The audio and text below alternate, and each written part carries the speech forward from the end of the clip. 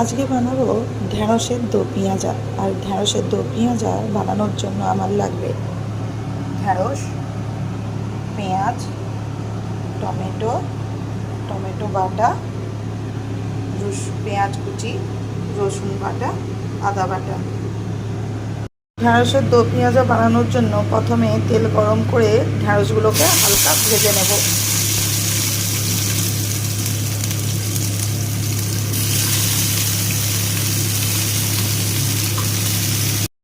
ঢ্যাঁড়সটা ভাজা করে নেব।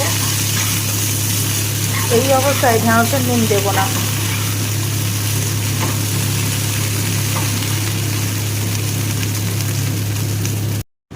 ঢ্যাঁড়স হালকা করে ভেজে নিয়েছি, এর থেকে বেশি আর ভাজবো না। দেখুন, এই অবস্থায় নামিয়ে নেব। কড়াতে দিয়ে দিয়েছি সাদা তেল, আর তাতে দেব সামান্য জিরে ফোড়ন।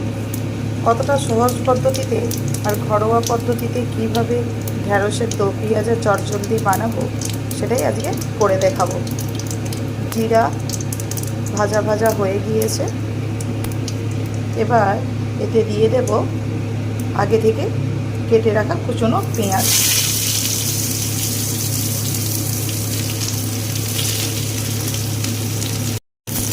পেঁয়াজটাকে প্রথমে লাল লাল করে একটু ভেজে নেব।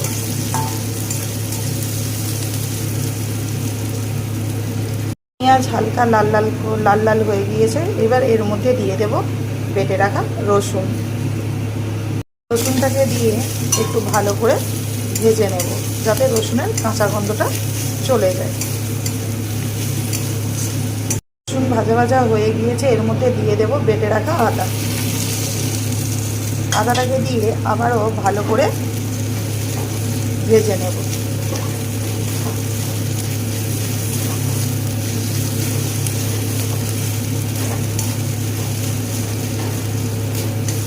আর আমি ঢ্যাঁড়সের দো পেঁয়াজাটা কতটা কম তেলে রান্না করা যায় সেটাই আমি করে দেখাবো।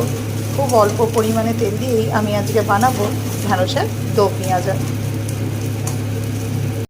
আদা রসুন পেঁয়াজ সব ভাজা ভাজা হয়ে গিয়েছে, এবার এতে দিয়ে দেব আগে থেকে গ্রেট করা টমেটো। দিয়ে মশলাটা কষিয়ে নেব।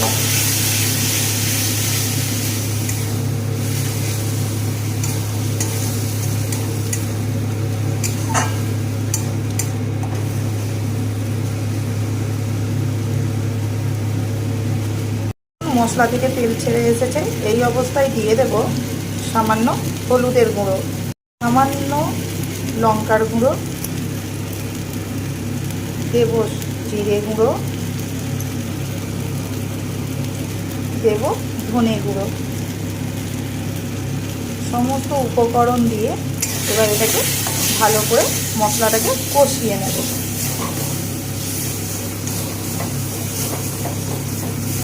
মশলা কষানো হয়ে গিয়েছে, এই অবস্থায় কেটে রাখা পেঁয়াজ আর টমেটো ডুমো ডুমো করে দিয়ে দেব। দিয়ে মশলার সাথে ভালো করে কষিয়ে নেব।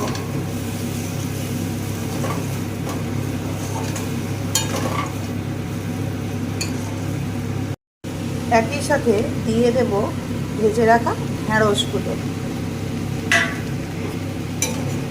এবার সমস্ত উপকরণকে একসাথে মিশিয়ে নেব, ভালো করে মিশিয়ে নেব।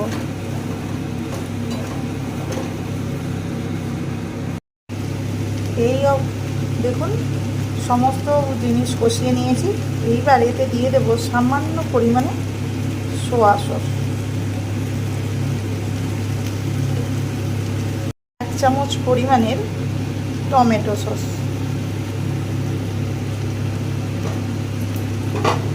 এবার ভালো করে মিশিয়ে নেব।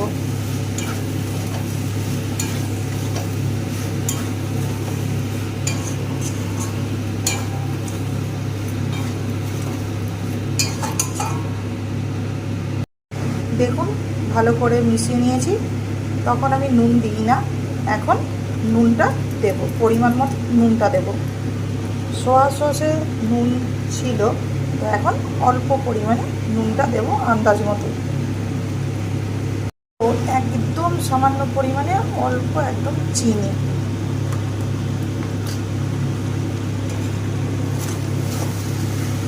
এবার সমস্ত উপকরণ একসাথে মিক্স করব।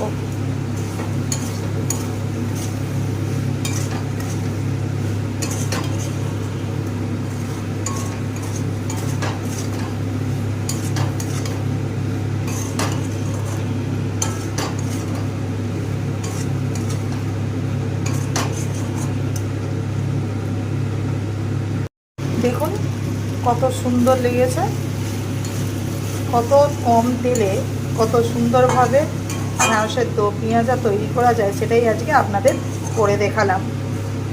যদি আপনাদের ভালো লেগে থাকে অবশ্যই কমেন্টে জানাবেন আর সাবস্ক্রাইব করতে ভুলবেন না। আর যদি কিছু ভুল ত্রুটি হয়ে থাকে ক্ষমা করে দেবেন। আর অবশ্যই একবার এই পদ্ধতিতে আপনারা ঢ্যাঁড়সের দো পেঁয়াজা বাড়িতে তৈরি করবেন আর তৈরি করে দেখবেন কেমন লাগে। গরম গরম রুটির সাথে এই গরম গরম দো পেঁয়াজা খুবই সুন্দর লাগে। আপনারা একবার এইভাবে শীতের সন্ধ্যাতে বানিয়ে রুটির সাথে খেয়ে দেখুন আর অবশ্যই কমেন্ট করে জানাবেন আর কেমন হয়েছে।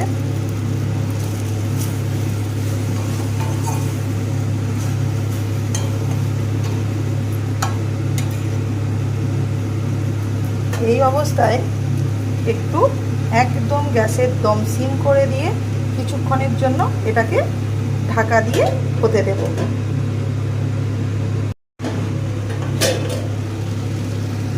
দেখুন ঢাকনা খুলে নিয়েছি, পেঁয়াজটা খুব গলেও যায় না।